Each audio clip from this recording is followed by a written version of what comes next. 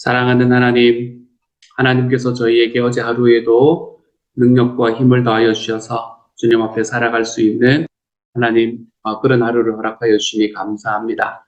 주님께서 만드신 이 땅, 우리가 하나님 온전히 누리며 살아갈 수 있는 하나님의 사람이 될 수 있도록 주여 도와주옵소서. 예수님 이름으로 기도드립니다. 아멘. 하나님께서 우리에게 주시는 말씀 창세기 1장 14절부터 23절까지의 말씀입니다. 창세기 1장 14절부터 23절까지의 말씀입니다. 같이 읽도록 하죠. 시작. 하나님이 이르시되 하늘의 궁창에 광명체들이 있어 낮과 밤을 나뉘게 하고 그것들로 징조와 계절과 날과 해를 이루게 하라. 또 광명체들이 하늘의 궁창에 있어 땅을 비추라 하시니 그대로 되니라. 하나님이 두 큰 광명체를 만드사 큰 광명체로 낮을 주관하게 하시고 작은 광명체로 밤을 주관하게 하시며 또 별들을 만드시고 하나님이 그것들을 하늘의 궁창에 두어 땅을 비추게 하시며 낮과 밤을 주관하게 하시고 빛과 어둠을 나뉘게 하시니 하나님이 보시기에 좋았더라. 저녁이 되고 아침이 되니 이는 넷째 날이니라. 하나님이 이르시되 물들은 생물을 번성하게 하라. 땅 위 하늘의 궁창에는 새가 나르라 하시고 하나님이 큰 바다 짐승들과 물에서 번성하여 움직이는 모든 생물을 그 종류대로 날개 있는 모든 새를 그 종류대로 창조하시니 하나님이 보시기에 좋았더라. 하나님이 그들에게 복을 주시며 이르시되 생육하고 번성하여 여러 바닷물에 충만하라. 새들도 땅에 번성하라 하시니라. 저녁이 되고 아침이 되니 이는 다섯째 날이니라. 아멘. 네 번째 날과 다섯 번째 날에 하나님께서 어떻게 창조를 이루어 가셨는가라는 이야기를 함께 나눕니다. 제가 어제 말씀드렸듯이 1, 2, 3일은 4, 5, 6일과 연결이 된다라고 말씀을 드렸습니다.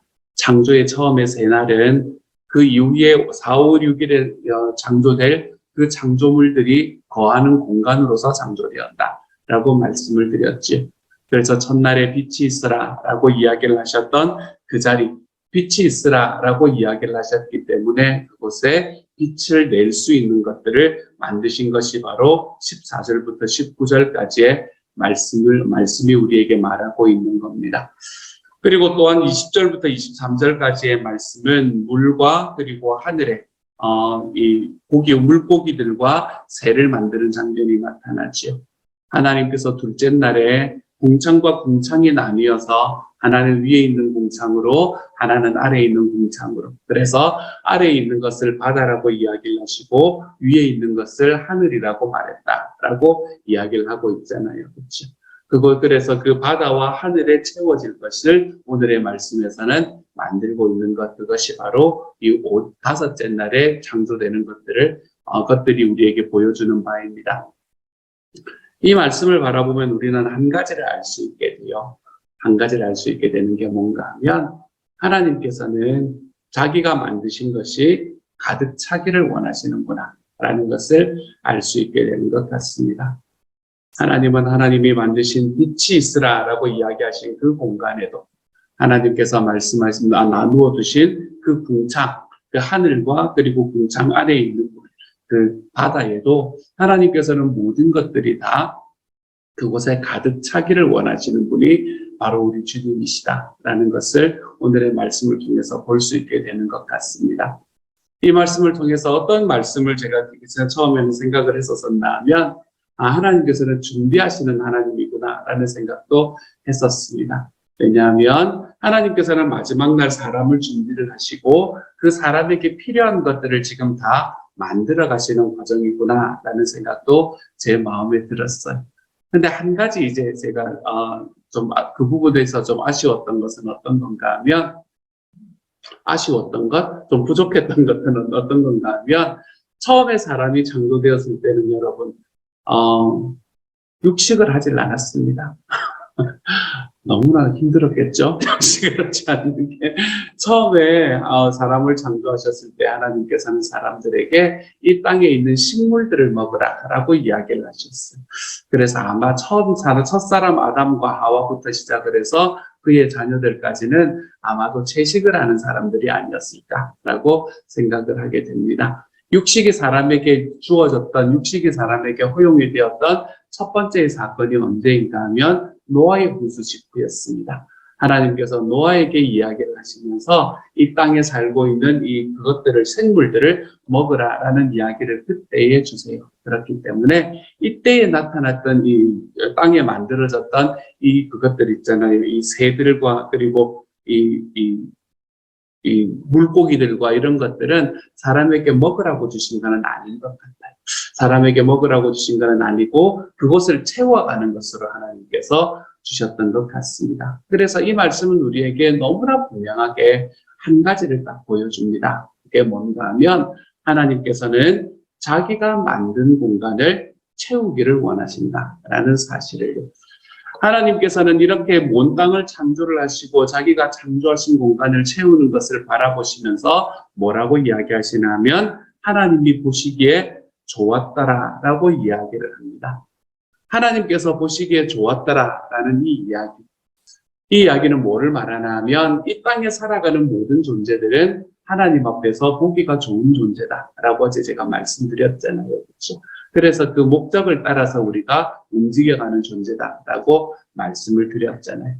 그렇기 때문에 하나님께서는 채우기를 원하는 존재지, 그분이 하나님이시지, 하나님께서는 그곳에서 무언가를 약탈해내기를 원하는 분이 아니다라는 것을 우리가 좀 기억할 줄 알아야 됩니다. 우리가 내일 인간에 관해서 이야기를 하면 조금 다른 이야기를 할 수 있겠지만 오늘까지 이야기 좀 낭만적인 이야기잖아요. 그렇죠? 하지만 사람에게 가면 좀 아쉬운 부분들이 많습니다. 성경 자체가 아니라 우리가 살아가는 삶의 방식들이 좀 아쉬운 부분들이 많습니다. 하나님께서 이 땅을 만들어 가실 때 이 땅은 채워지기를 원하는 분이 하나님입니다. 하나님께서는 이 땅의 모든 것이 충만하기를 원하는 분이 하나님이라면 하나님께서 만드신 그 땅뿐만이 아니라 하나님은 하나님이 만드신 자기의 모든 것들이 충만하고 채워지기를 원하시는 분이다라는 것을 우리는 또한 기억할 수 있습니다. 무엇이 그러면 충만하고 채워지는 삶을 살아가야 하는 것일까요? 저와 여러분이 먼저 이 땅을 살아가면서 저와 여러분의 개인적인 삶 속에서는 성령으로 충만한 삶을 살아가는 것이 필요합니다. 우리는 하나님께서 이 땅에 창조하셨고 그리고 창조하신 하나님께서는 우리가 이 땅에서 충만하게 살기를 원하시는 분이시거든요. 그렇기 때문에 우리는 하나님 앞에서 성령으로 충만한 삶을 살아가는 것이 옳습니다. 성령으로 충만한 삶이라는 것은 어떤 것을 이야기하는 건가요? 우리가 그거 해가지고 이렇게 해가지고 펄떡펄떡 뛰어다니는 어디 가서 예언하고 이제 이런 것들도 물론 성령에 충만한 삶이겠지만 성령으로 충만한 삶을 살아간다라고 이야기하는 것은 우리의 삶을 살아가는 과정에서 우리가 성령님의 열매를 보이는 삶을 산다. 이것이 성령 충만한 삶이 되는 거예요. 성령님의 열매를 보여드리면서 살아가는 삶. 우리가 살아가는 과정 속에서 그게 보여지면 성령이 충만한 삶이 되는 거고요. 그게 보여지지 않을 때 우리는 성령이 충만하지 않은 삶을 살아가게 되는 거예요. 성령님의 열매를 보여준다라고 이야기할 때 성령님의 열매에는 뭐도 함께 들어가나 하면 인내, 오래 참음도 함께 들어가잖아요. 그렇죠? 그렇기 때문에 우리가 우리 스스로를 바라보면서 내가 신앙이 많이 떨어져 있는 것 같은데 이런 생각을 할 때에도 그렇게 우리가 우리 스스로에 대해서 생각을 할 때에도 우리가 그 과정을 하나님 앞에 인내하며 주님의 사명을 딱 붙들고 살아가는 삶을 살고만 있다면 우리는 하나님의 성령의 충만함을 받아서 살아가고 있는 사람이 되는 겁니다. 이것은 우리의 감정하고 그렇게 관계가 있는 게 아니에요. 감정은 우리가 살아가는 성령 충만한 삶을 도와주는 도구로 사용은 가능합니다. 하지만 이것은 그것을 도와주는 것일 뿐이지 우리가 성령 충만한 삶을 사는 결과가 나의 감정이 하이가 되는, 나의 감정이 높아지는 것으로 나타난다고 성경은 말하지 않습니다. 우리가 우리의 삶 속에서 하나님의 성령의 열매, 예수님께서 우리에게 말씀하신 그 성령의 열매를 맺으면서 살아가는 삶을 살아갈 때 하나님께서는 우리에게 야, 너가 정말 성령 충만하게 살아가고 있구나 라고 말해 주실 수 있을 거예요. 저는 저와 여러분이 하나님께서 자기가 만드신 것들은 충만해지기를 원한다라는 이 사실 속에서 나는 그러면 어떻게 충만할 것인가? 라는 것으로 우리가 하나님 앞에 나아갈 때 오늘 하루 살아가며 주님 앞에서 성령으로 좀 충만한 삶을 살아가 볼 수 있는 하나님의 사람이 되었으면 좋겠습니다. 그래서 우리의 삶 속에서 성령의 열매가 올올이 나타날 수 있는 삶, 맺어질 수 있는 삶으로 살아가 볼 수 있는 오늘 하루가 되어갔으면 좋겠어요. 또한 우리 개인적으로도 성령과 그거에 진다면 충만한 삶을 살아가는 것이 맞다면 하나님께서 만드신 하나님의 교회도 충만해지는 것이 맞습니다. 하나님의 교회가 충만해진다라고 이야기하는 것은 하나님께서 우리에게 교회로 주신, 각자의 교회로 주신 우리의 목장이 충만해지는 것이다 라는 것과 또한 동일한 이야기이죠. 하나님께서 우리에게 주신 우리의 목장이 충만해지는 것. 우리는 우리의 목장은 무엇으로 충만해지면 되는 걸까요? 예수님을 믿지 않는 분으로 충만해지면 되는 겁니다. 하나님께서 우리에게 주시는 예수님을 믿지 않으시는 분들, 우리가 그분들을 위해서 기도할 수 있는 분들, 그분들로 충만해지면 되는 거예요. 그래서 우리의 목장은 늘 다섯 원리가 지배하는 그런 목장이 되면 되는 겁니다. 그분들이 그곳에 얼굴로 나타나고 나타나지 않고라는 건 하나님이 주시는 열매라고 생각을 하시면 돼요. 하나님이 주시는 결과물이라고 생각하시면 돼요. 우리는 그 결과를 책임질 수가 없습니다. 그렇기 때문에 우리에게는 다섯 원리가 우리의 목장을 지배하고 있는가? 이것을 돌아보시면 돼요. 우리의 목장은 내가 기도로만 섬길 수 있는 왼손의 5명, 내가 나의 간증과 그리고 나의 시간을 들여서 섬길 수 있는 오른손의 5명이 우리 목장에는 존재하는가? 이것을 우리가 바라보게 되면 그 다섯의 원리가 우리의 목장을 붙들고 걸어가는 그런 목장은 하나님 앞에서 충만한 목장이 될 수가 있는 거예요. 그렇기 때문에 우리 하나님께서 이 땅에 만드신 교회, 사실은 예수님께서 이 땅에서의 삶을 끝내시고 하나님에게로 가시면서 이 땅에 남긴 건 요거 딱 하나거든요. 교회 딱 하나거든요. 예수님은 다른 거 하나도 안 남기셨잖아요. 예수님이 책을 쓰셨나요? 예수님이 학교를 세우셨나요? 예수님이 뭐를 하셨어요? 예수님께서 남긴 게 없어요. 남긴 게. 예수님께서 유일하게 남긴 것, 자기를 따라 살던 예수님을 믿는 몇 사람들의 무리. 이게 뭐예요? 교회잖아요. 교회. 에클레시아. 교회잖아요.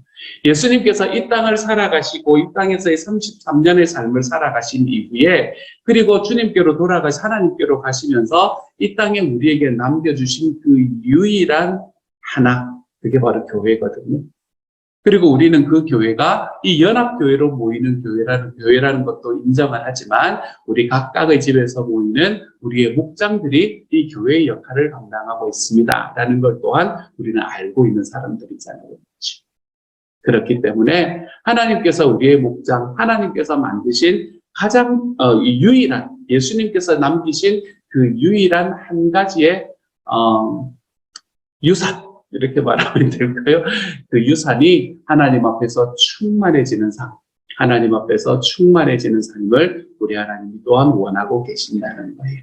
그러므로 우리의 목장에 다섯 원리가 우리 목장을 지배하고 있는가? 여러분, 이것을 한 번쯤 돌아보셨으면 좋겠습니다. 우리의 목장은 그래서 이때 하나님께서 만드신 것은 충만하게 만드시는 분이 하나님이시라면 우리가 그것을 또한 충만하게 만들어가고 있는가라는 것을 다시 한번 돌아볼 수 있으면 좋겠어요. 또 하나님께서 우리에게 만드신 정말 소중한 것은 무엇인가 하면 가정일 거 아니에요. 그렇죠? 가정. 여러분, 가정이 충만하다라는 말은 무슨 말일까요? 아이들을 많이 낳아라 이런 말은 아니라는 건데 좀 아시겠죠? 그렇죠? 최소한 아이들을 4명까지 계시는 걸 제가 알기 때문에 5명 이상은 낳아야 됩니다. 뭐 이런 이야기를 하는 게 아니라는 건 여러분 아실 거 아니에요. 그렇죠? 그렇기 때문에 이 가정이 충만하다라고 하는 이야기는 가정 안에서 서로의 관계 속에 사랑이 충만해진다라는 것을 또한 이야기한다라고 생각할 수 있을 것 같아요. 물론 다른 의미도 다 들어갈 수 있겠지만 저는 그렇게 생각할 수 있을 것 같아요. 서로에 대한 관심이 충만해지고 서로에 대한 사랑이 충만해지는 것이 바로 가정에서의 충만이다라고 생각할 수 있게 될 것 같습니다. 하나님께서 우리가 함께 만나서 결혼을 해서 우리의 평생을 살아가게 만드셨고 그 안에서 또한 하나님이 주시는 그 열매들인 자녀들을 우리에게 주셨다라는 게 분명하다면 이것이 하나님께서 우리에게 주신 것이 분명하다면 우리는 그 안에서 그것을 사랑으로 가득하게 채우면서 충만하게 만들면서 살아가는 삶이 우리에게 놓여진 우리의 롤이 된다는 것을 기억하시기를 소망합니다. 그래서 우리 가정이 좀 충만해졌으면 좋겠어. 한국에서 나오는 이야기들 중에서 이 가정에 관한 이 비하들 이런 이야기들을 제가 들을 때 제가 마음이 참 많이 아픕니다. 결혼은 가능하면 늦게 하거나 안 하는 것이 좋고 제발 내 말을 들어라 뭐 이렇게 이야기를 하면서 물론 농담처럼 이야기하고 코미디로 이야기를 하는 것이기는 하지만 그런 인식들이 이렇게 펼쳐져 가는 게 제가 마음이 아픕니다. 하나님께서는 우리의 가정을 그렇게 만드신 것이 아닌데 라는 생각을 제 마음에 하기 때문이에요. 하나님께서 우리에게 만들어주신 가정도 우리 주님 안에서 사랑으로 좀 충만한 삶을 살아가는 것이 맞습니다. 그리고 그렇게 살아가는 게 우리가 이 땅을 살아가는 방식이 되는 거예요. 그러므로 사랑하는 여러분, 여러분이 속해 있는 여러분의 가정, 그것이 여러분이 남편과 아내로서 만나서 만든 가정이건 아니면 부모님과의 관계 속에서 내가 맺어진 가정이건 어떤 가정이건 간에 그 가정이 사랑으로 충만해질 수 있는 오늘 하루를 좀 살아가 볼 수 있기를 소망합니다. 한 번 더 괜히 옆에 가서 찝쩍거려보고 한 번 더 괜히 부모님한테 전화 한번 드려보고 아직도 생존에 계시다면 말입니다. 한 번쯤 전화 드려보고 한 번쯤은 괜히 혹시나 돌아가신 분들이 계신다면 부모님들 한 번쯤 생각해보고 그분들 이 생전의 삶에 대해서 자녀들과 한번 이야기해보고 한 번쯤은 괜히 오늘 하루 우리의 가정에 하나님께서 충만하게 채우시는 그 하나님의 사랑을 좀 경험하고 그 사랑으로 채워가며 살아가는 하나님의 사람들이 되었으면 좋겠어요. 이거는 여러 가지로 흘러갈 수 있습니다. 우리가 살아가는 모든 곳에 적용이 될 수 있는 거예요. 저는 오늘 우리 개인 그리고 우리가 살고 있는 우리 교회, 하나님께서 만드신 교회 그리고 우리가 살아가고 있는 우리의 가정만을 말씀을 드렸습니다. 하지만 이것은 우리가 살아가는 모든 곳에서 하나님은 적용될 수 있는 부분이라고 생각해요. 한 가지를 기억하시는 겁니다. 하나님은 내가 살아가는 나의 모든 삶 속에서 하나님께서 만드신 모든 것을 충만하게 만들기를 원하십니다.